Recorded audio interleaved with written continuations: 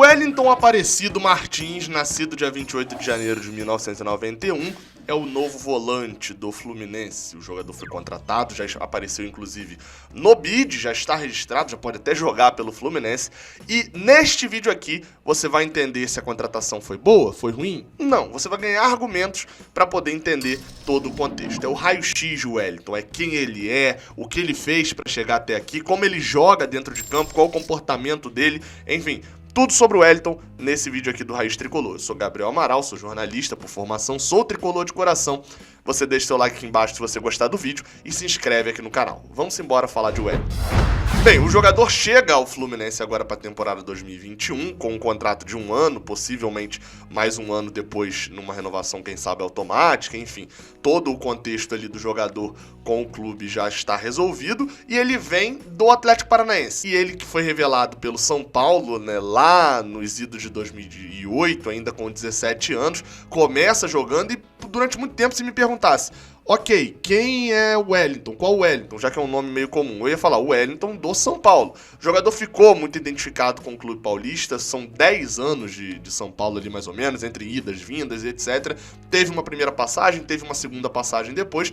Mas eu vou pedir o Daniel Perrone, lá do São Paulo sempre, para poder falar um pouco sobre o Wellington, ali no contexto dele dentro do São Paulo, mais do que só o futebol, falar do contexto de Wellington, esse garoto que veio da base, passou durante todo o período pro São Paulo e que teve problemas por lá, mas teve também coisas boas. Fala aí, Daniel. Salve, Gabriel do Raiz Tricolor, aqui é Daniel Perrone, do blog São Paulo Sempre, blog dedicado ao São Paulo Futebol Clube. E nós vamos falar sobre o Wellington, né, um jogador que está indo para o Fluminense, né, e que passou 10 anos no São Paulo. O jogador é cria do São Paulo, ele mesmo diz que é São Paulino.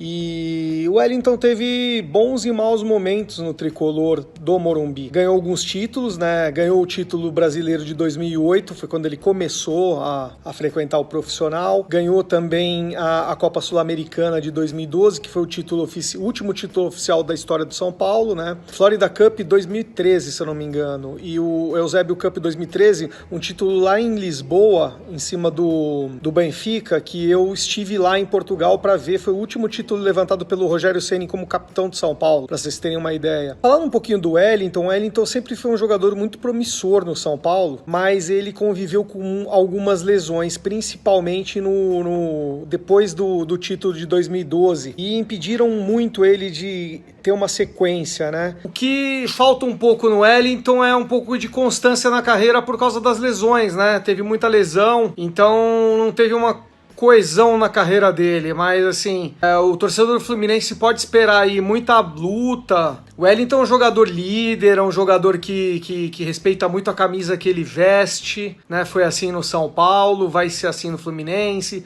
foi assim no Vasco, foi assim no Atlético Paranaense, no Internacional. Muito empenho, muita liderança, é um cara que pode agregar assim ao novo time do Fluminense com alguns caras mais experientes. Para essa Libertadores aí vale a pena sim, tá? Saudações tricolores aqui do lado de São Paulo. Só um detalhe que vocês viram aí, porque o Daniel primeiro mandou um pedaço, depois mandou outro, por isso que tá em 2 ambientes. Mas pegando o que ele falou ali, a gente tem algumas coisas boas, Wellington, né? A questão da liderança, a questão...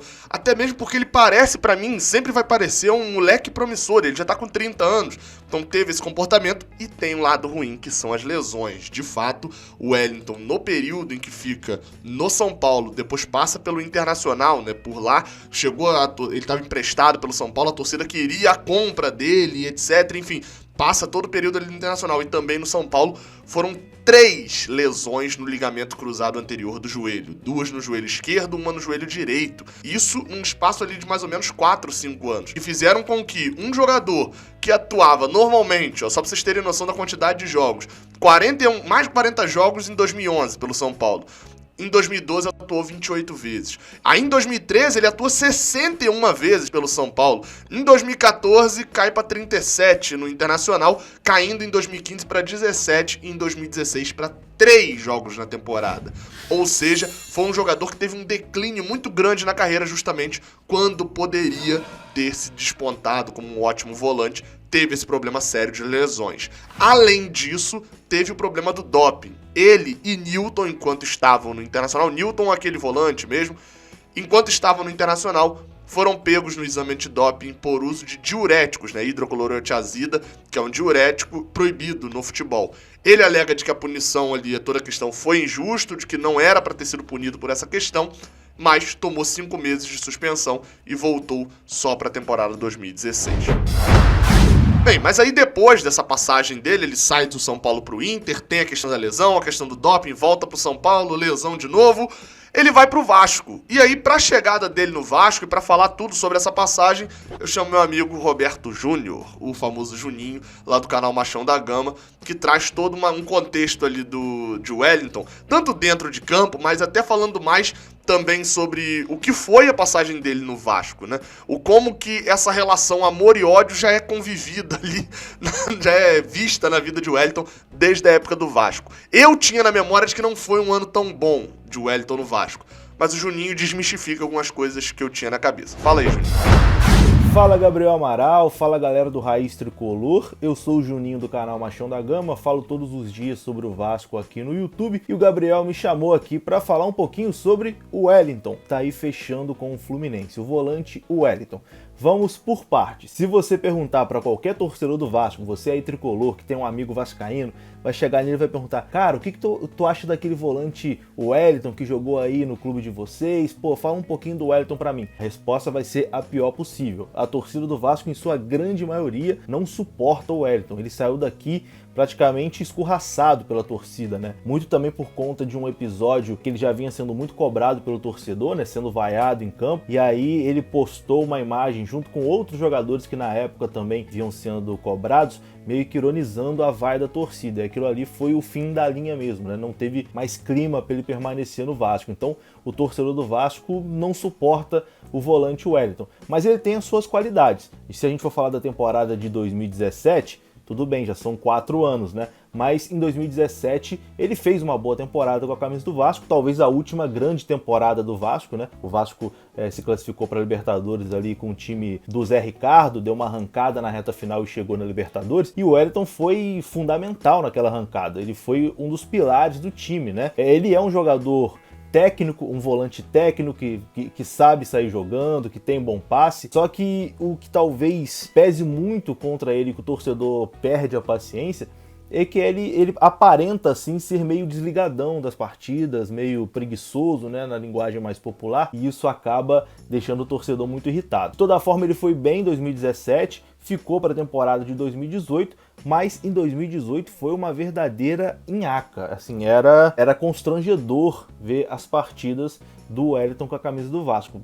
Mostrava assim um desinteresse em jogar bola, era constrangedor assim você ver alguns lances que o Vasco levava gol, etc e tal, e você viu o Wellington trotando, você viu o Wellington com a cabeça no mundo da lua. Então isso foi minando a passagem dele pelo Vasco até ele fechar com o Atlético Paranaense. Mas de longe aqui, o que eu vi é que foi algo parecido a passagem dele no Atlético Paranaense. A primeira temporada dele foi muito boa, teve o carinho da torcida ali, o respeito do torcedor, mas depois ele meio que se acomodou e virou a mesma nhaca de sempre. Então eu acho que talvez seja do perfil do Wellington mesmo. Ele chega no clube novo com aquele gás de novo ambiente, etc e tal, dá algo a mais e depois meio que cai naquela zona de conforto, dali não sai mais nada. Eu acho o Wellington um bom jogador, se ele quiser jogar bola ele é um bom jogador, mas o saldo dele no Vasco foi bem negativo, ele não deixou saudade em São Januário. O torcedor do Vasco não suporta o Wellington. Mesmo o Vasco com esse elenco que talvez seja um dos piores da história do Vasco, se você perguntar pro torcedor, pô, você queria o Wellington nesse time? O torcedor vai falar, não, a gente prefere ficar com o maluco do Léo Gil aí, com o André Maluco, mas o Wellington de volta aqui não. Então acho que é mais ou menos por aí a passagem do Wellington no Vasco. Um grande abraço aí, valeu pelo convite, tamo junto e saudações aos caras. Bem, então fica aí, né? Ponto positivo disso é que, mais uma vez, o Wellington tá envolvido em campanhas vencedoras. No caso do Vasco, não deu título, mas foi o time que foi pra Libertadores e teve um ótimo início. Porém, mais uma vez, uma coisa extra-futebol atrapalha a carreira de Wellington. Até agora, aqui nesse raio-x, a gente já viu problemas sérios de lesões. No caso do Vasco, não aconteceu tanto. Já vimos problemas, o problema do doping ali de 5 meses atrapalhando. E agora, a questão do ranço, né? É o que eu sempre falo aqui. Se me perguntarem alguma coisa sobre Felipe Cardoso, eu vou ter muito problema para poder falar. No caso de Felipe Cardoso ajuda porque ele já é horroroso mesmo. Mas no caso de Wellington, é óbvio que a torcida do Vasco tem um ranço ali por essa questão da torcida. É algo que me deixa com o pé atrás, porque ele só tá ali por causa da torcida, me deixa com o pé atrás, mas como foi um caso único, né, não temos outros casos desse, de Wellington desdenhando e debochando da torcida, pode ter sido algo momentâneo e não dá pra gente imputar como uma característica dele. E agora a gente vem para as passagens mais recentes. Chegando no Atlético Paranaense, o Wellington sai do Vasco e vai pro Atlético, né? Não, ele ainda pertencia ao São Paulo, ele ainda estava emprestado pelo São Paulo. É emprestado pro Atlético Paranaense para a temporada 2018 e, bem, eu vou trazer aqui a Thaís Caran, lá do Tretes, da Tretes, né? Tem a Tretes TV no YouTube, tem o site, enfim, tem tudo, para ela poder falar sobre a passagem de Wellington lá, que sem dúvida nenhuma é a passagem de maior destaque dele no quesito títulos. Ele foi o titular, um volantão ali titular com moral do Atlético Paranaense mais vencedor da história, que ganhou Copa do Brasil e Sul-Americana em 2 anos. Ele era esse capitão, mas como ele jogava, qual era a importância de Wellington, Thaís Caran com a palavra. Salve, salve, galera do Raiz Tricolor, beleza, gente? Olha só, Taquetá aqui na área de novo neste canal, e dessa vez eu tenho uma missão mega especial que é falar sobre o Wellington, que é o novo reforço aí do Flusão, e foi nosso capitão, marcou história aqui no Atlético Paranaense, então pra mim é uma honra falar sobre ele. Primeira coisa que vem na cabeça quando a gente fala de Wellington é raça, tá?